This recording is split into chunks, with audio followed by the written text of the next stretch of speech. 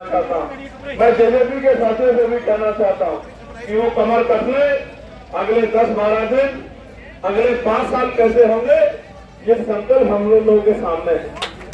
अगर हमने अगले करते हो और कोई दुश्मन उसको नुकसान ना पहुंचा दे, आपकी फसल लुट ना जाए, कोई कीटनाशक इंटरनल करने वीडियो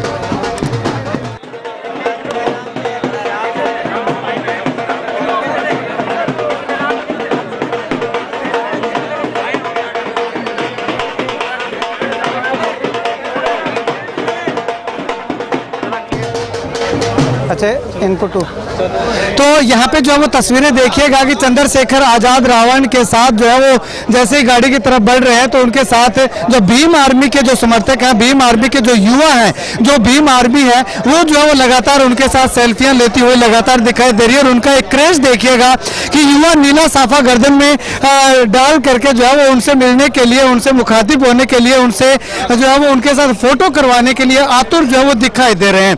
ऐसे में बहुत अच्छी संख्या में भीम आर्मी के समर्थकों के साथ साथ जननायक जनता पार्टी के समर्थक और चौधरी रणजीत सिंह के समर्थक जो है वो यहाँ पे इस सभा के अंदर पहुंचे हैं। दोपहर के समय के बावजूद भी काफी अच्छी संख्या में यहाँ पे पहुंचे हैं। तो कुल मिलाकर के कह सकते हैं कि चौधरी रणजीत सिंह को चंद्रशेखर आजाद रावण जो है वो एक बहुत बड़ी मजबूती दे करके यहाँ से निकल पड़े हैं। इसके आगे जो है वो दिग्विजय चौटाला के लिए प्रचार प्रसार जो है वो चंद्रशेखर आजाद जो वो करने वाले हैं, वो भी हम आपको तस्वीरें दिखाएंगे।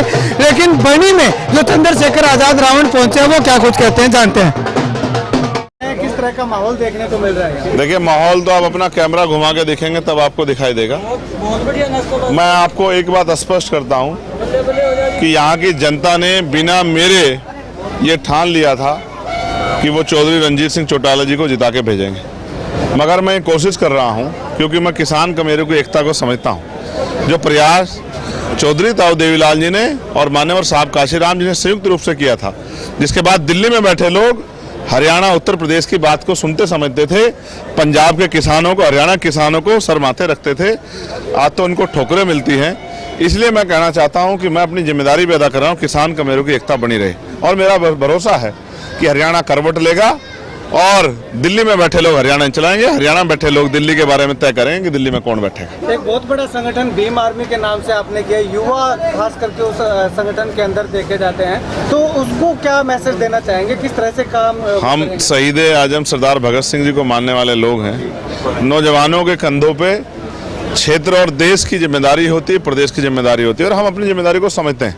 हम ये समझते हैं देश का संविधान रहेगा तभी देश तरक्की कर पाएगा, और संविधान आधारित राज व्यवस्था लागू हो जाएगी, जिसको हमारे महापुरुष तभी जो है किसान का मेरे का हित होगा, नौजवान महिलाओं को इज्जत की जिंदगी मिलेगी। हम अपने संघर्षों के रास्ते पे हैं और मेरा मानना एक एक नौजवान संकल्प लेके बैठा है कि जिस दिन मैंने उनसे इशारा किया था उसी दिन उन्होंने कमर कस ली थी। आप यहाँ से वहाँ तक देखेंगे तो आपको जनता ही दिखाई देगी। ये वो लोग हैं जो मेरी एक आवाज़ पे दिल्ली की सड़कें बंद कर देते हैं।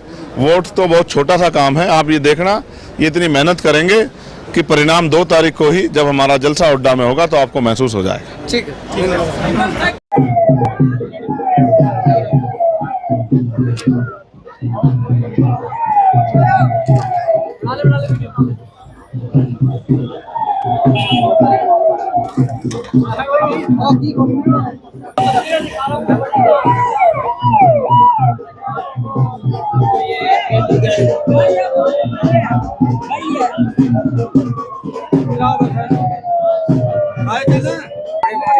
और हमारे बहुत के चीजें आज आप मान करके चले सारी भीम आर्मी रणजीत सिंह जी के साथ जुड़ चुकी है। भीम आर्मी को कोई खास मैसेज देके गए चंद्रशेखर यहाँ से? भीम आर्मी को चंद्रशेखर जी आजाद मैसेज देके गए। जितने मेरे साथी भीम आर्मी के सारे चोर साहब के साथ जुड़े। गन्ना किसान उनका चुनाव चिन्ह 12 नंबर ईवीएम पे बटन है।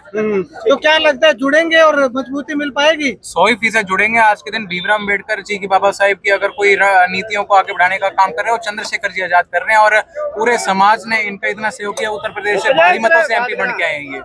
ठीक है, धन्यवाद।